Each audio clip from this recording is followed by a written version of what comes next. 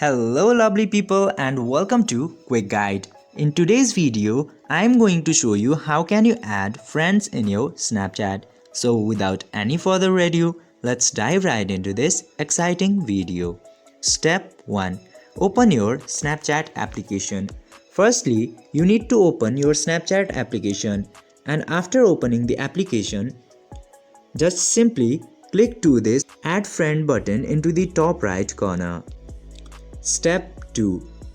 Add the friends. Now after coming to add friends option, you can use many options here. The first option is to search for a friend. If you have username of a friend, just simply type into here.